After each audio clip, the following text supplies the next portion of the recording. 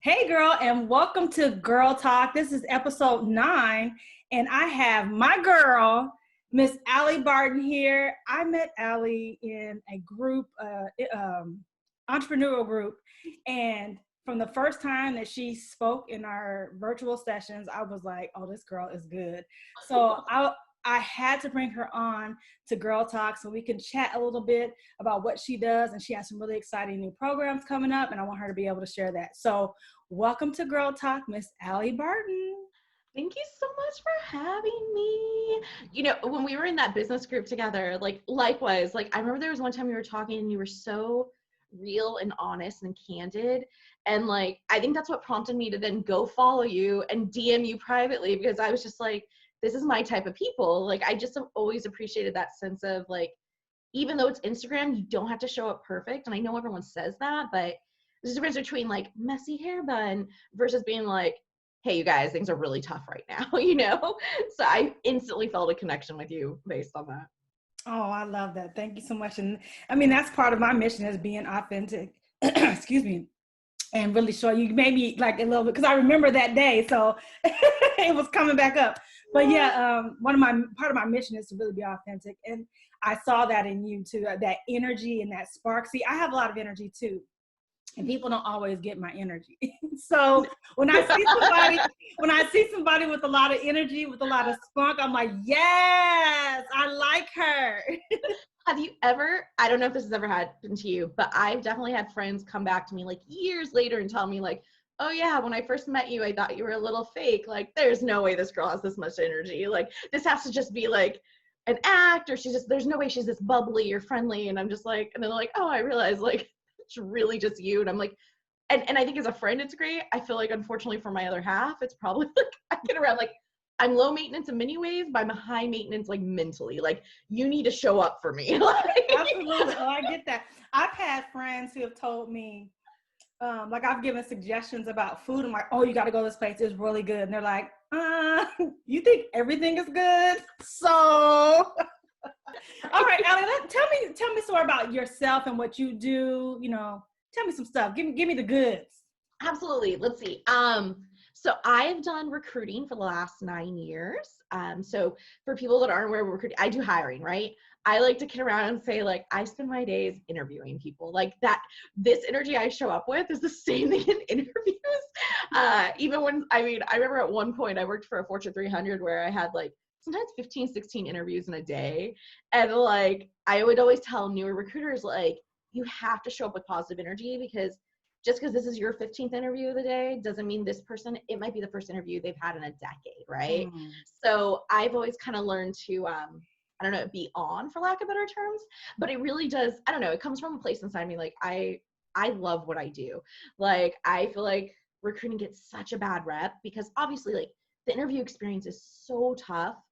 And to be really honest, there are a lot of really bad recruiters out there where they get so swamped and busy that they forget, the people they're interacting with are humans with lives. And that's something that I've always cared about so much. And so about a year and a half ago, I created AllyHires, which is now just actually, it's full-blown business. It's AllyHires.com and all that jazz. And it's essentially an educational platform for professionals in the career space. So everything from hiring tips to hiring and business strategy for people like resume writers, career coaches, recruiters. But really, I think at the core of what I do, I always say, my mantra is let's put the humanity back in hiring. I love that. I love that, especially right now, because there are, I don't know, you probably know the statistics. What are the unemployment rates for California right now? Oh my God, California, I don't know, but I know overall, some states are as high as 20% right now. This is depression level unemployment. And the crazy part too is so in my corporate day job, which I've been furloughed from since April 1st, I would do these market stats every quarter for the executive leadership team for California, for LA. And I also did them for New York. And, we were at 58-year record low unemployment. Wow. Yeah, if you were a candidate, that was the time, the last couple of years have been the time to go get a new job because you were going to get a pay bump, almost guaranteed. Dang it, why don't you tell me, Ally? No. I know, right? Everybody, you should have leveled up in the last 2 years. Don't worry, we're all getting knocked down right now. Level playing field, level playing. Right? But no, I mean, it's so crazy because the pendulum swung so quick. I mean, it swung within 2 weeks, really, in March. Like, we went from having the lowest unemployment in 58 years to the highest unemployment since the Depression within a matter of weeks. And so I feel like right now is even tougher for people in the job market. Like, it's not even just the emotional weight, but, you know, on the flip side for recruiting teams, like, I got not let go, I got furloughed, as did, like, I pulled my audience at one point with recruiters, and it was something like 72% of them have either been laid off or furloughed right now, or on hiring freezes. And so what that means is, before you might have, let's say before, one recruiter would, you know, have between, let's say, 20 positions they're working on, and they were getting maybe 10 applications a week. So that's about 200 resumes to go through every week, calling and interviews and all that. Now companies are downsizing. So now one recruiter might have 50 positions and you're getting 100 applications a week. So I've literally talked to recruiters that are like, Allie, I'm getting 5,000 to 6,000 resumes literally a week. Oh, like, yeah, they don't even know what to do with themselves, you know? So I just feel worse. It's unfortunate on all sides, right? But so for anybody listening right now who tunes into this, like, if you're looking for a job, like, just know it's not you. It's no representation on you if you're not hearing back. It is literally like, it's just like a flood, right? It's a tsunami of just waves of, like, people applying for jobs that they, you know, basically go through the first 50 people and you find someone. So don't take it as a reflection on your experience. It's just unfortunately part of just everything going on. So with that said, because actually, and as you know, when we talked months ago, my husband was actually laid off on the same day you were furloughed.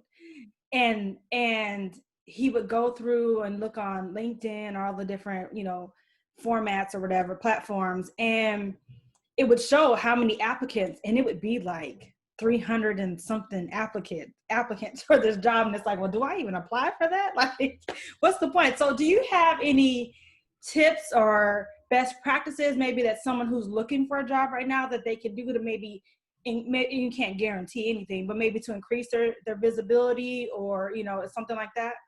Absolutely.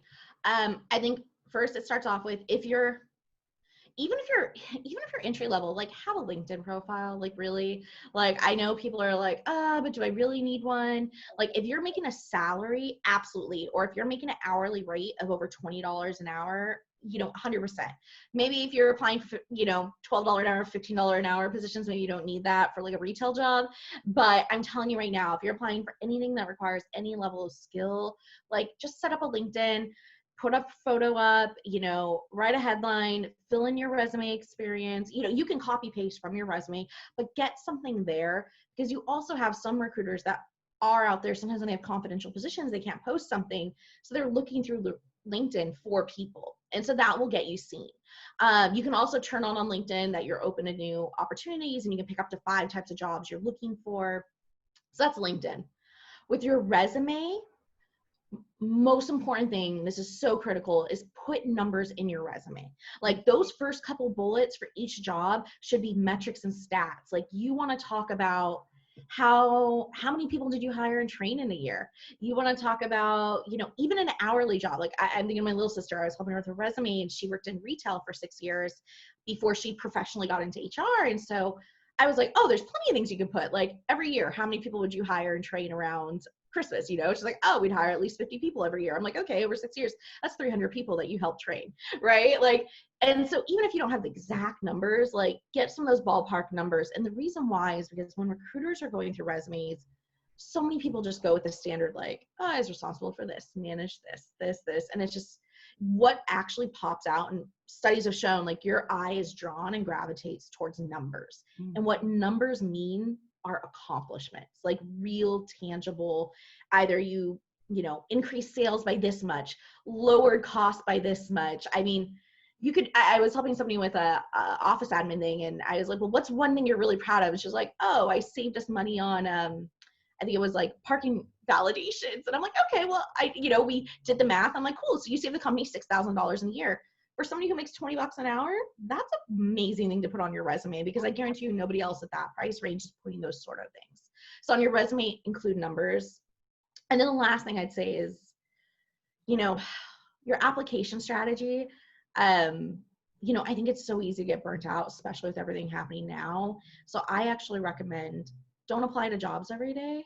Like, it's going to burn you out. If you're applying to 2, maybe 3 jobs a day, let's say in 20 days you apply to 40 jobs, versus take a Saturday, take 3 hours, just dedicate that time, pound it out, and get out 40 applications. And the nice thing is you'll probably hear back from at least 1 or 2. So at least you're getting interviews, as maybe every Saturday you take an hour to apply for jobs. And it just really helps you conserve, I feel like, your well-being and your mental energy. So when you are in interviews, you aren't feeling like, well, here's another interview, I really say it's the application burnout that I see. Your motto, and I want to talk a little about that. You said putting humanity back into hiring. Tell me more about that. Let's talk about that a little bit.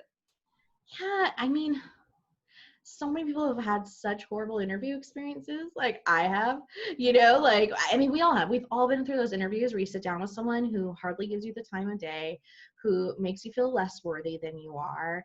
And so I just feel like when I talk to people like from AllyHires and on my platform, and I'm talking about hiring tips and everything, it's everything from the recruiters to small business owners too, right?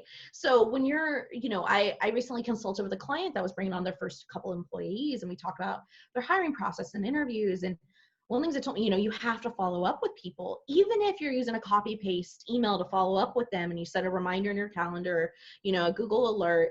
Like, I think sometimes small business owners sometimes can be even almost worse than the bigger companies, only because big companies have the employees to take care of that, versus, it's just really about making sure that people still feel like human beings when they walk out of an interview and when they end an interview process.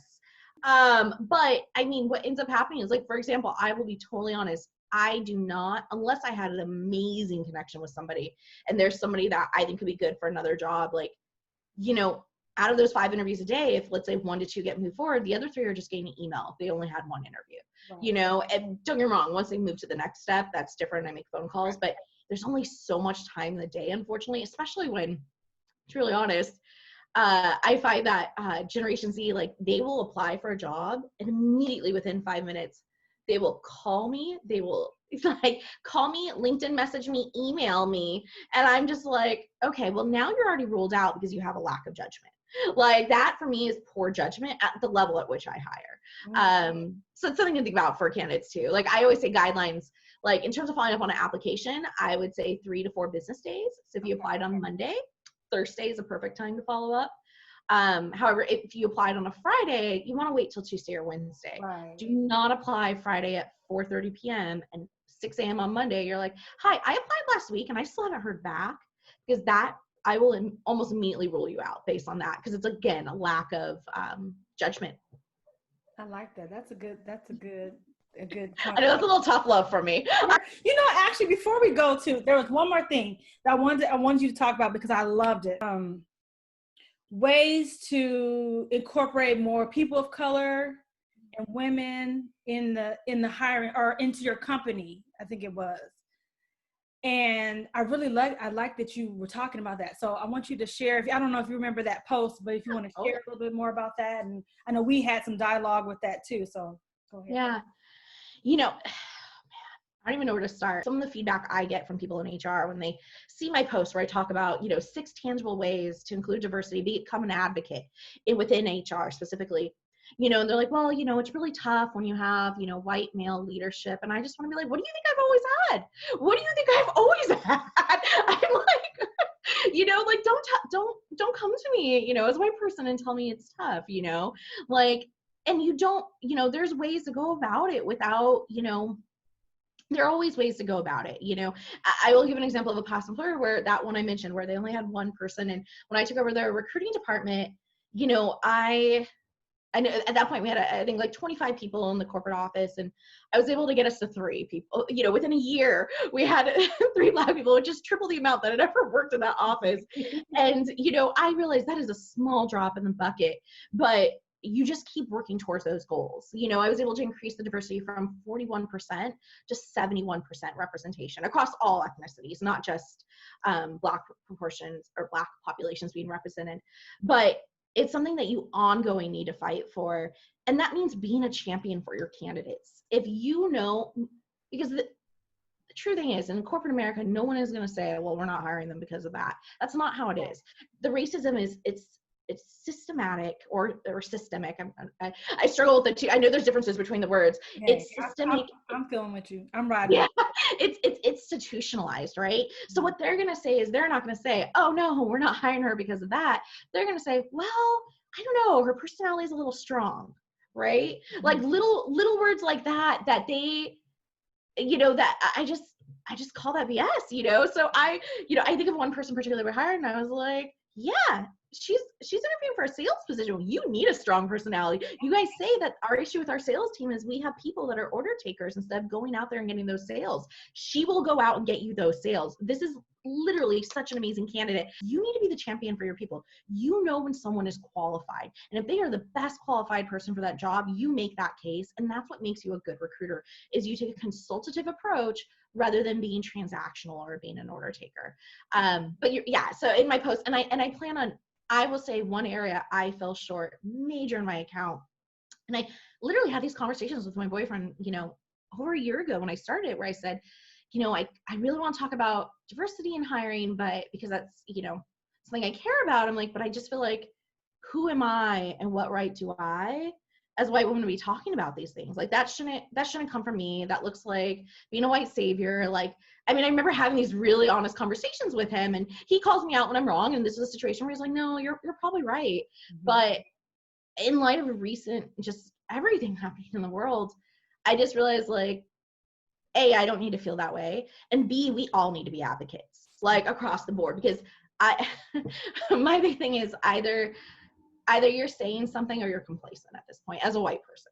This isn't for people of color, that there's years of trauma that goes into it. And I'm speaking specifically white people, like either you need to speak up or you are contributing to it on some level, which, I totally lost followers over that. And I don't give anything about it, I'll stop myself. But yeah, I'm sorry, I got so fired up right now. No, and I love it. And that's what makes you qualified to speak, because you have a passion for it, you see it, and you don't have a problem saying it. And I appreciate it. And that's why I wanted to give you the opportunity to talk about it, because for me, that was another check mark for, like, yeah, that's my girl, because you're willing to say it, and you're willing to acknowledge, your privilege and who you are and what you bring to the table. But you also understand that everybody deserves this same privilege. Everyone deserves the same opportunity. And it's going to take people who have the privilege to be able to open up the doors for other people who don't. So I want to transition over to your program and your launch that's coming up really soon. I want you to be able to talk about that a little bit. Tell us what that's about. Absolutely. So when I started AllyHires, it was March 22nd, because I still remember 2019. Okay, let me tell you, I was thinking about this from August 2018. I started thinking about, like, at the time I was working for a Fortune 300. I was working 80 hours a week. I was like, I love what I do, and I was starting to feel burnt out. Like, I was starting to lose that love, and I was like, something needs to change. I need something to fill my cup back up again. And I ended up making a career shift. And then I ended up launching. It took me a good 6-7 months, but then I created AllyHires.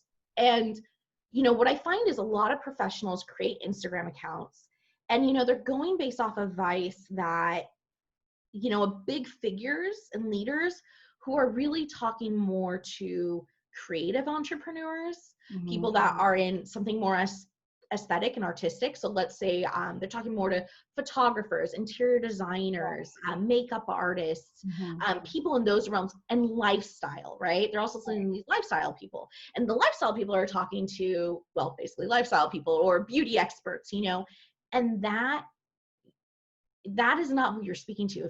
If you are a career coach or a resume writer or a recruiter, you are talking usually to professionals. You are talking to people that, they're looking for value in education. They're not looking for photos of your margaritas.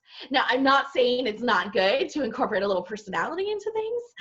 Right. But what I found is, there just really wasn't a lot of resources for professionals looking to establish their social presence on Instagram. And to be really honest, the same foundational concepts on Instagram, like I cross-post everything to LinkedIn, I create one thing and I can move it to 3 different platforms within 10 minutes and get triple the impact, And so essentially in about February of this year, I created a workshop. And it was specifically targeted towards people in basically the career space, the career landscape, and those professionals on how to build an Instagram presence and how to really talk to your target audience, because that's the biggest issue. So I just see so many people, like leaders, that are just, they're amazing at what they do. They have 20-year corporate, careers. Like, they are experts in what they do, but they're not showing up that way, right? And they're spinning their wheels. They're questioning themselves. They're feeling burnt out because they're creating, hours of content. They're reading all these free things, and it's not working for them. And part of it's because they're not speaking to their target audience the way they should. And so the workshop really dives into the 4 types of content that resonates. We go over branding basics, and then we go over growth. So specifically, I go into hashtags because, again, this one, I'm so big on hashtag strategy. Like, you don't even know, like, using hashtag love or hashtag like New York life, it is usually not going to resonate well if you're a career coach, Right. or margarita vibes, like, that's not your people. Like, speak to your people. And so we go into hashtag strategy as well as engagement and how to really build up growth and everything. And so that's the workshop. And then in addition to, it's a 90-minute workshop, we do Q&A. There's a workbook that goes with it.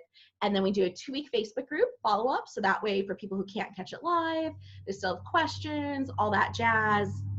And then last, I'm incorporating a 1-week challenge into it as well.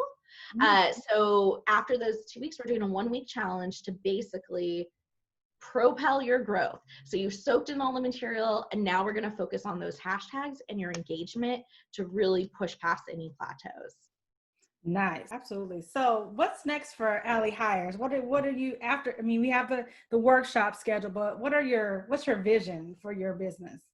Oh man, my vision. I genuinely, when I was 15 years old, I wrote a bucket list of things I want to do in my life. This is so cheesy. I mean, some of this stuff was really cheesy. I'm here for it. I'm here for it, girl. I'm here. I was just this kid that dreamed. I grew up in a very, very conservative religious environment. And I thought I was going to have to get married at 18, 19. I'd have kids by 22. I'd never get to do anything with my life. I mean, some of these things were small, like dyed my hair black, which I'm naturally like a light blonde, or not light, but a dirty blonde. Like, some of these things are things, but one of those things on that list was to make a real difference in someone's life. And I have to say, like, I was fortunate enough that in my career path, I got to work with refugee groups where I feel like I really did make an impact in some people's lives. I got to work with other groups where they were women specifically that had just gotten visas, and to be able to have work eligibility in the United States after sometimes living here, for 10 years waiting on documentation. So even though I've done that, I realized, like, that is really all I want to do with my life is help people out, and ideally within my area of expertise, because I really do love hiring and I love the professional landscape. So if I can help, other entrepreneurs starting out, other recruiters starting out in their careers, other people in HR with just finding the right path and not feeling like you have to go with all the old school mentality. Like, I will say right now, old school mentality of HR is you protect the business first. Nobody wants to say that, but it is. That's not my way. Like, you want to know a better tactic? Your better tactic is to tell somebody, listen, you have 2 offers. Really take the weekend, think about it, talk with your family. Like, you want to make the best decision for your family. And literally, I haven't had somebody turn away I had one person turn away an offer in 2.5 years. Wow. In part because I don't push people to take them. Like, you got to make that decision for your family. And now I always finish up all my interviews with a this or that. So I'm going to ask you, I'm going to throw out 2 things. You tell me this or that, and you can explain why or not. It's up to you. Okay, here we go. This or that, diamonds or pearls? Pearls. Pearl? Me too. I love it. Okay. Really? Yes, girl. I'm a pearls girl. This or that, heels or flats?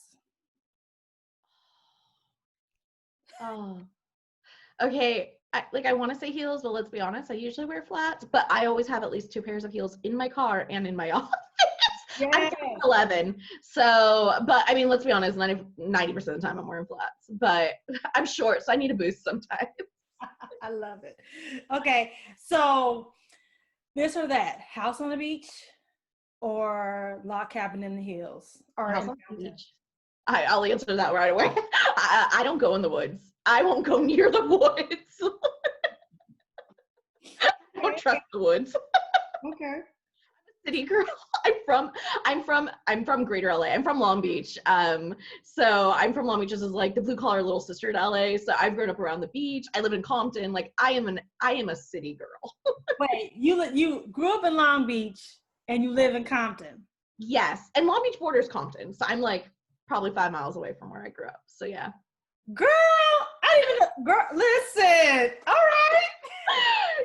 Ally, it has been a true pleasure talking with you and officially actually getting to like interface with you for the first time. We've been hanging out via DM and Instagram for the last few months, but it's such a pleasure. I truly support you in all that you do and wish you the best. And I want you to give the information for your workshop that's coming up again. Tell them how they can find you, how they can sign up, because I know there's some folks on here that need the information that you have. Absolutely. Thank you so much for having me. Like, this has been such an amazing chat. Like, you know, we just have those similar personalities, and you know, when you vibe with someone, like, it just lifts your whole day up, you know, when you get to have that. So thank you so much for the chat today. But yeah, so we have Elevate Instagram for professionals. So this is only exclusively meant for people in the professional space. So not for creatives, not for lifestyle, but if you're a professional and you're looking to establish a presence on Instagram, 90-minute workshop, 2-week Facebook group, workbook. We do a 1-week challenge to really like propel your growth and engagement. And you're going to head to the link in my bio on @AllyHires. You can also find me on LinkedIn, Ally Barton, or you can find me on Facebook @AllyHires. So I'm around. She gets around. No. I do probably. Ally, it's been my pleasure. I've learned so much from you. Thank you. Keep doing what you do. Keep advocating and keep making this world a better place because we need you. Thank you so But much. before we go, can I get a hey girl, hey? Hey girl, hey.